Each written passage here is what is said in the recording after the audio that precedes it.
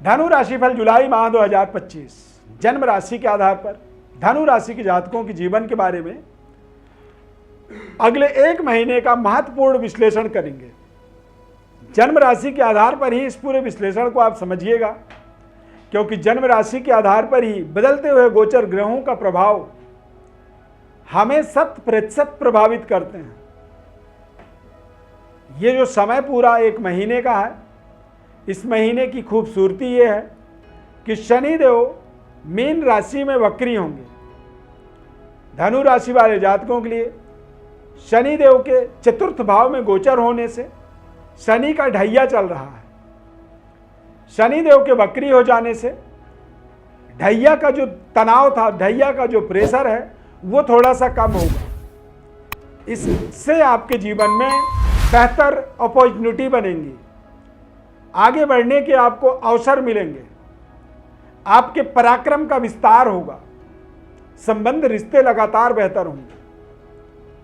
मंगल ग्रह का भाग्य में गोचर होने से भाग्य के उदय का अनुभूति होगा, और केतु के साथ मंगल के गोचर होने से आपके जीवन में ये एक ब्रह्मास्त्र के तरह काम करेगा। तो पूरी विस्तृत विश्लेषण को आपको ध्यानपूर्वक देखना है और देखते हुए इसे समझना है और उसको अपने दिमाग में बैठा लेना है। जो भी चीज़ें आपको बताएंगे उसको जब आप अपने दिमाग में बैठा के आगे बढ़ेंगे तो निश्चित रूप से आप पूरे महीने को एक बड़े रणनीतिक तरीके से अपने इस्तेमाल कर पाएंगे। हमारे चैनल को आप सब्सक्राइब कर लीजिए, यदि पहली बार जुड़ रहे हैं तो लाइक कर दीजिए और ज़्यादा से ज़्यादा लोगों को शेयर कर जरूर करें आप। मैं अरविंद देवव्रत ज्ञान चैनल में आपका बहुत बहुत हार्दिक स्वागत करता हूं। नमस्कार, जय माता दी, जय श्री राम।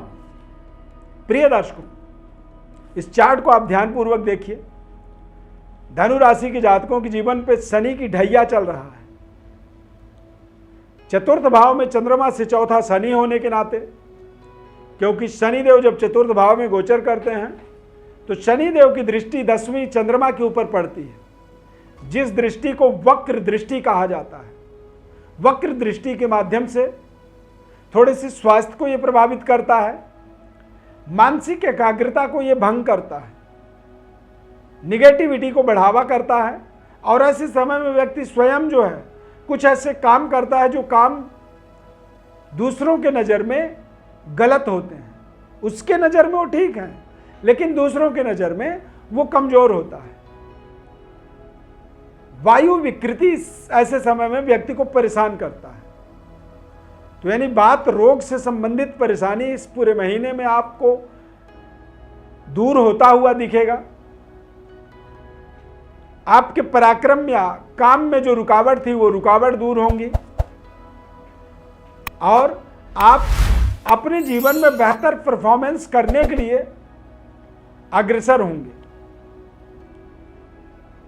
नए अवसर, अपॉर्चुनिटी मिलेंगी आपको, जैसे कि व्यापार में नए जगहों में जुड़ने का, नए कस्टमर्स आपके साथ जुड़ेंगे, नई डील मिलेगी, नए टेंडर मिलने के योग बनेंगे। मंगल का चतुर्थ भाव में दृष्टि होने से, शनिदेव के ऊपर मंगल की दृष्टि पड़ने से आपको आपके इंफ्रास्ट्रक्चर को फिर से शुरू करने का आपको ताकत मिलेगा। बैंक बैलेंस का विस्तार होगा। सूर्य और गुरु, ये दोनों ग्रह सप्तम भाव में गोचर करेंगे। गुरु का सप्तम भाव में गोचर होने से आपकी प्रतिष्ठा में विस्तार होगा। सूर्य और गुरु के सप्तम भाव में गोचर होने से संबंध रिश्ते आपके बेहतर होंगे। पारिवारिक सुखद वातावरण बनेगा।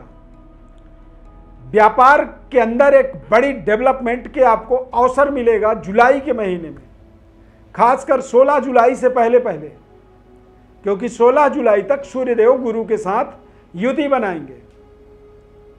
सूर्य और गुरु की युति आपके जीवन में एक राजयोग की तरह काम करेगा। 13 जुलाई के बाद शनिदेव जब वक्री होंगे तो शनिदेव के वक्री होने से ढैया का जो प्रेशर था, दबाव था, वो थोड़ा कम होगा। राहु केतु का राजयोग आपके जीवन में चल रहा है।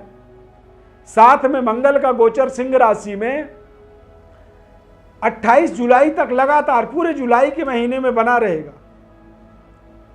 मंगल आपके भाग्य में जब गोचर करेंगे तो यहां से इनकी दृष्टि पराक्रम पर और चतुर्थ भाव पर, यानी कि बैंक बैलेंस का विस्तार होगा। लंबे समय से जो तपस्या आप कर रहे थे उसकी फल आपको प्राप्त होगी जुलाई के महीने में। सुख सुविधाओं का, बैंक बैलेंस का विस्तार होगा। दैवी शक्ति की जागृति होगी आपके जीवन में। मातृ सुख की प्राप्ति होगी तथा बृहस्पति का सप्तम भाव में बलवान होने से व्यापारिक विस्तार का योग बनेगा। कैरियर में बड़ी सफलता मिलेगी।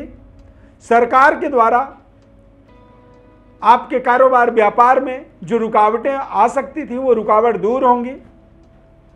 सरकार का लाइसेंस, सरकार की टेंडर, सरकार की किसी भी जरूरत को यदि आप महसूस कर रहे थे तो सरकार के द्वारा वो जरूरत आपकी पूरी की जाएगी। तो ढैया के बावजूद भी इस महीने में कई बड़े अवसर अपॉर्चुनिटी की तरह मंगल, सूर्य और गुरु और साथ में शनिदेव आपके लिए कार्य करेंगे। चतुर्थ भाव में शनि के गोचर होने से आप अपने कार्य क्षेत्र पर थोड़ी सी पैनी नजर जरूर रखिएगा। मंगल केतु का युति बनेगा, अंगारक दोष आपके भाग्य में बनेगा, जिससे आप अपने संतान के ऊपर पैनी नजर रखें। महिला हैं आप तो आप अपने गर्भ, यूट्रस से संबंधित परेशानियों से आप अपनी केयर करें तथा आप अपने बच्चों की एक्टिविटी पर पूरी ध्यान रखें। गर्भ में यदि कोई संतान है तो अपने संतान का भी विशेष आपको केयर करना चाहिए। हालांकि राहु और केतु का गोचर आपके लिए विशेष तरह के राजयोग का निर्माण कर रहा है, तो लगातार जो बढ़ते मनोबल आपके थे, जो बढ़ता हुआ मनोबल है, आपके जो सपने हैं उनको साकार करने में जो रुकावट के रूप में एक ढैया कारण बन रहा था, वक्री हो जाने से 13 जुलाई को शनिदेव वक्री हो जाएंगे। तो शनिदेव के वक्री हो जाने से ढैया का तनाव भी अब धीरे धीरे थोड़ा सा कम होता हुआ देखेंगे। ज्यादा पराक्रमी होकर के आप अपने कार्यों को पूरा कर पाएंगे। अपने क्रोध पर आप नियंत्रण रख पाएंगे। और जब व्यक्ति स्थिर दिमाग से कोई निर्णय करता है तो वो निर्णय बिल्कुल सही निर्णय के रूप में उसके जीवन में जुड़ता है। आप जो भी अपने जीवन में बेहतर करने की कोशिश कर रहे हैं उसमें आपको पूरी सफलता मिलती है। जीवन को बेहतर आगे बढ़ाने में जिन चीजों की जरूरत होगी वो चीजें आपको पूरी होती हुई दिखेंगी। संबंध रिश्तों को मजबूत करने के लिए गुरु और सूर्य का बल आपके जीवन में ताकतवर बनाएगा, दाम्पत्य पूर्ण सुख की प्राप्ति करवाएगा। अविवाहितों के जीवन में कुछ नए संबंध रिश्ते जुड़ेंगे। संतान की प्राप्ति आप चाहते हैं तो संतान की यदि इस समय में, इस महीने में प्राप्ति होती है तो यह भी आपके जीवन में भाग्योदय का कारण ही होगा। धनु राशि के जातकों के जीवन में देखेंगे जो पहला संतान होता है उसके बाद संपूर्ण भाग्य का उदय होता है। जीवन के अंदर एक यू टर्न मिल जाता है जहां से जीवन के अंदर सब कुछ बदलने लग जाता है। इस माह की खूबसूरती यह है कि ससुराल पक्ष की तरफ से आपको विशेष धन लाभ का योग बनेगा। बड़े भाई बहन या छोटे भाई बहनों का सहयोग मिलेगा आपको। बेहतर सुख सुविधाओं का इंक्रीमेंट होगा। लग्जरी सुख सुविधाओं को आप विस्तार कर पाएंगे। तो धनु राशि के जातकों के लिए यह पूरा समय, पूरा महीना जुलाई का बेहद शानदार है। शनि की ढैया होने के नाते आप अपने